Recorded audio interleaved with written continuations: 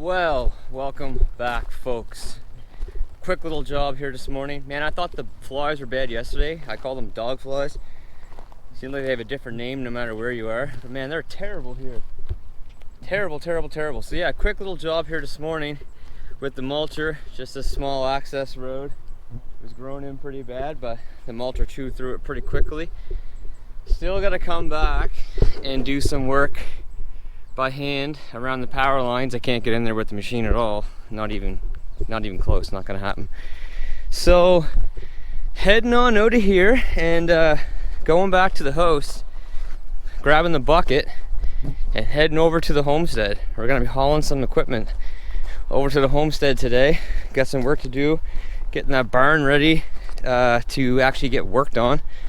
I gotta dig down and expose the foundation, the footings, and see what condition they're in, see how deep they're in the ground, and then figure out what I need to do to shore up the foundation if I need to, or maybe I don't even need to, but we're gonna find out.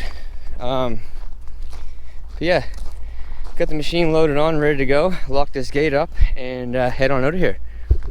All right, we are loaded. Bucket is on the truck, or trailer. We are ready to head on to the homestead. And of course, I got my travel buddies right here. Hey, let's go for a drive. All right, first off, I do need to stop and get a coffee. Okay, let's get on the highway here. Got a bit of a hill, let's go.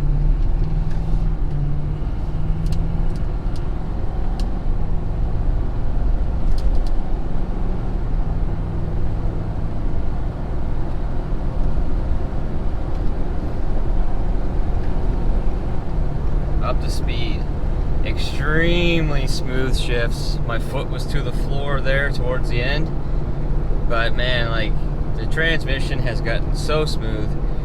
So what I'm gonna do on this trip, because I mean, you guys have seen me tow with this truck quite a bit. I actually have a video coming out soon. It's gonna be towing this load with this truck and then towing with my 2019 to give you guys a comparison of how the 20 reacts differently than what the 19 does, and how it, on fuel mileage, you know, performance, all that stuff. But what I'm gonna do today on the way over to the homestead is I am going to, you know, manually shift it myself, because all my videos that I do are usually comparison videos, or, you know, just showing you how the truck acts the way it is. But I've come to drive the truck a lot, towing, you know, this load a lot, other loads, and I know how the truck, you know, likes to work. So when I hit steep hills, I'm gonna do what I would usually do, and that is drop it down into 8th gear before I start going up the hill.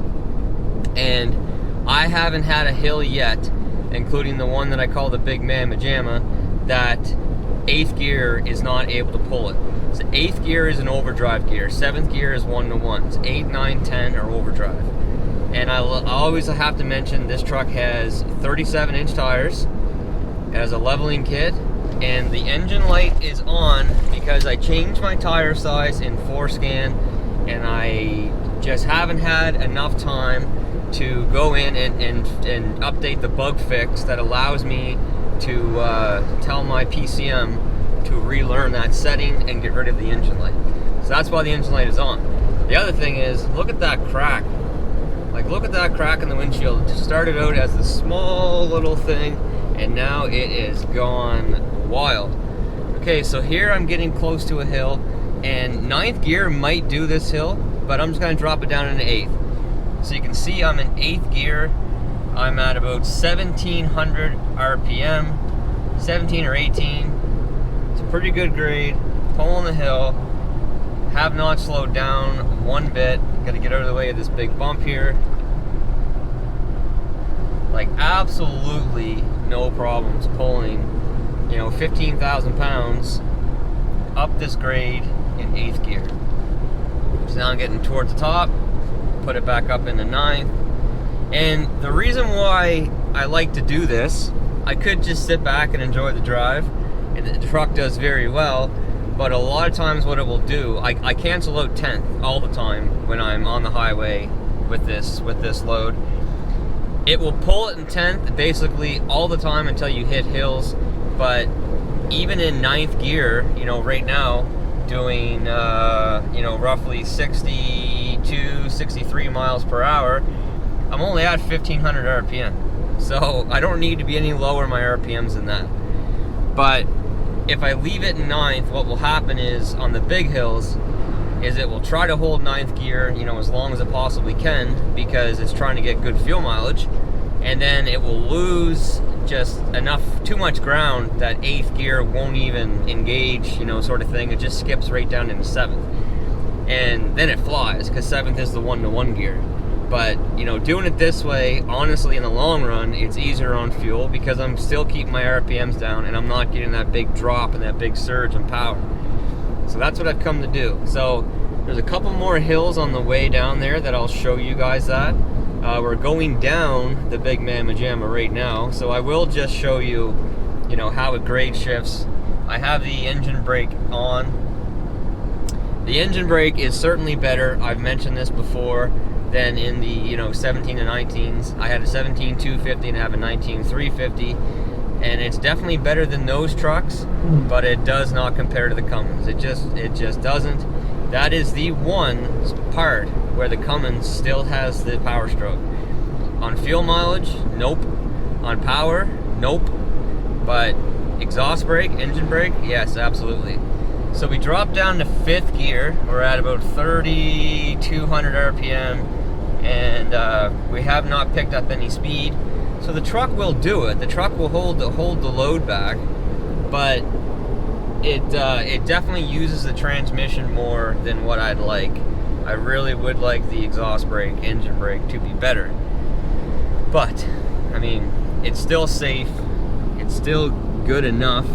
I don't even have my mirrors out in tow haul. Try to do that with the Cummins. Anyway, let's hit some more hills. All right, so this is the biggest, steepest hill we have on our way over there. We're getting close to the bottom of it right now, so I'm gonna drop it down into 8th. See it drop down to 8th. Okay, we are just getting into the hill right now.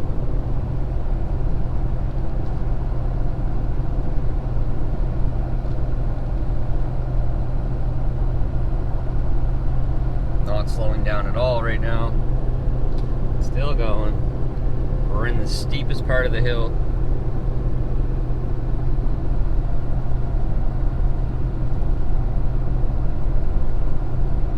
Just pulling.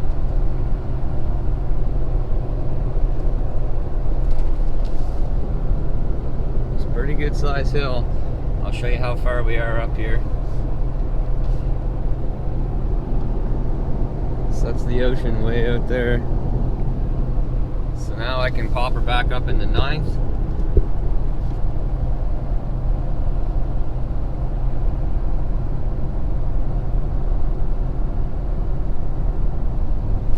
She slid nice and smooth into 9th, and that is it. Just like that. No issue whatsoever. Overdrive. Pulling the weight up the hill. No problem whatsoever. So one thing I will talk about while I'm driving here is the airbags I have in this truck. So all the airbags that I've ran before this set have been the airbags that go like above your axle, like where your bump stop is. It basically replaces your bump stop. These ones here are above the spring pack, and I will say that I feel as though I prefer the airbags that go on your axle. So I know right now the airbags for this truck are a little bit hard to find because the little step out on the block is a little bit different than what was on the 17 to 19s. But this is an actual kit for 17 and 19s, but it's above the spring pack, so that little block doesn't make a difference. But if I was to, you know, buy a set right now for this truck, I would get the ones that go on your axle, where they replace your bump stop. So if you're bouncing back and forth, I would go with those. I feel like they do a bit of a better job. As far as my Gen Y hitch, obviously I love my Gen Y hitch. What I'm gonna do is I'm gonna hook up my other one, my one that's rated for 16,000 pounds, and I'm gonna tow with it.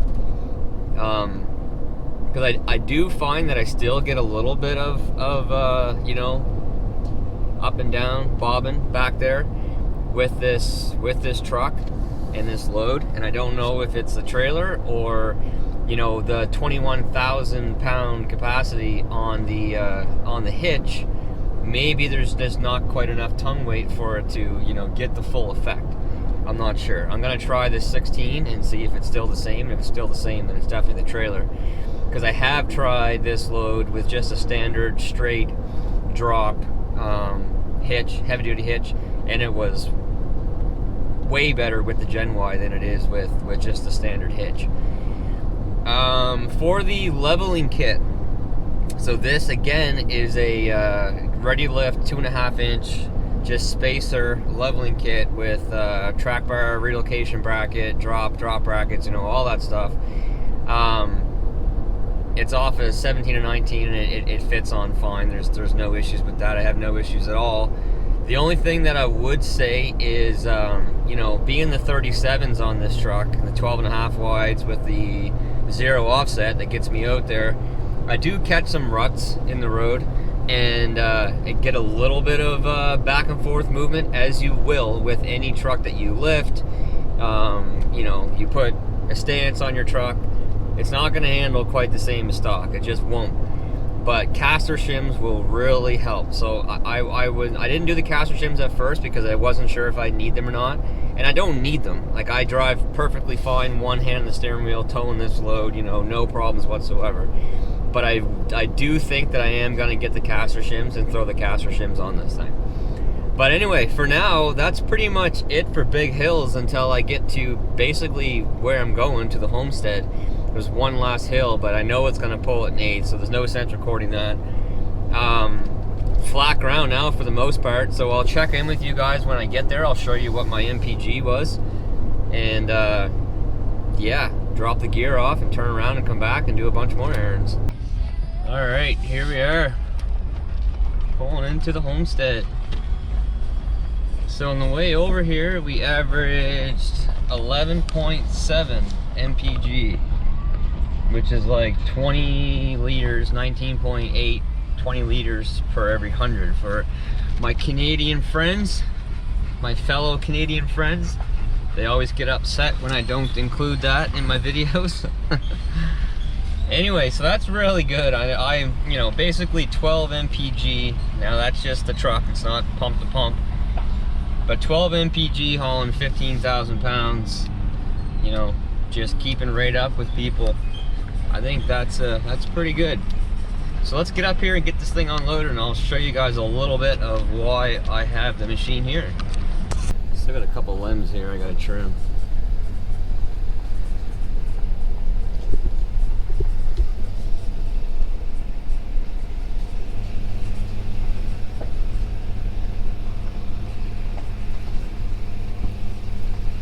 Man, the fields are getting long. Soon need to mow those. I don't know what with, but it's got to be done. Oh wow, I think we had some wind come up. We got a piece of sheet metal on the ground.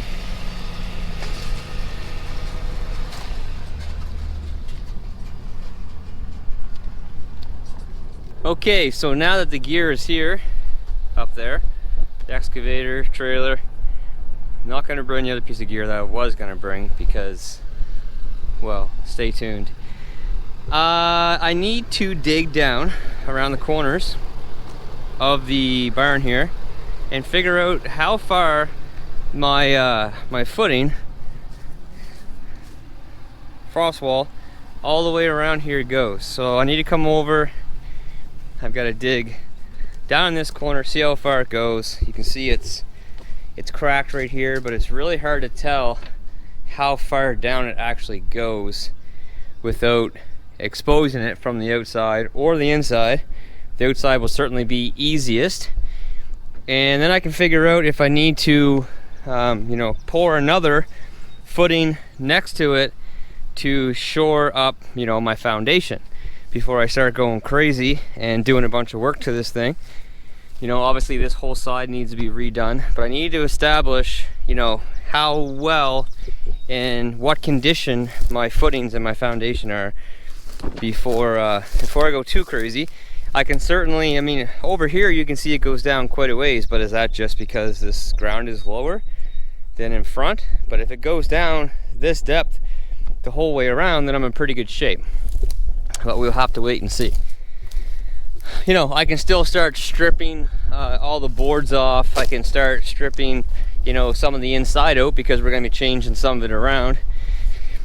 But before I go, you know, too crazy with this, I need to make sure that I have a good solid foundation and a good solid base to work off of. You can see there's some roof panels lifted. This is a piece of roof that came off here, obviously from up top at some point in time recently.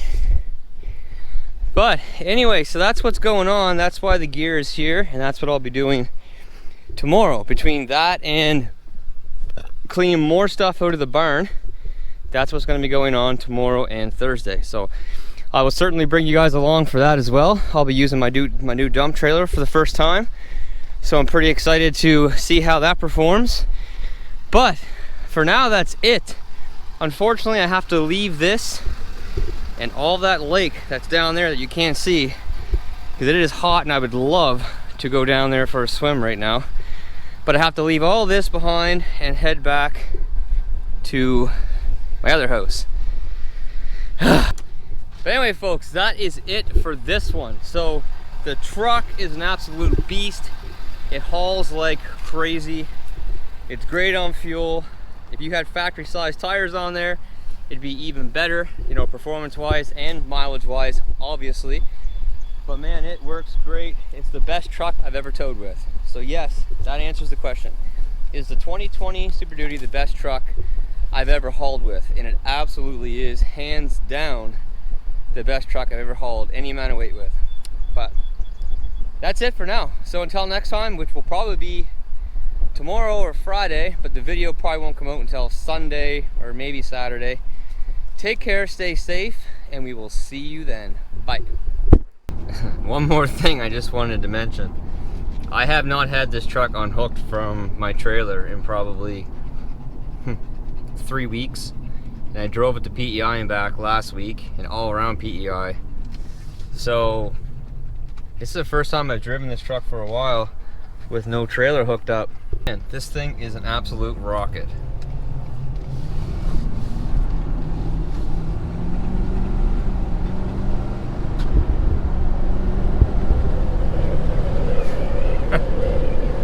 It's crazy how fast this thing is for a full-size truck. Alright, that's the end of the video.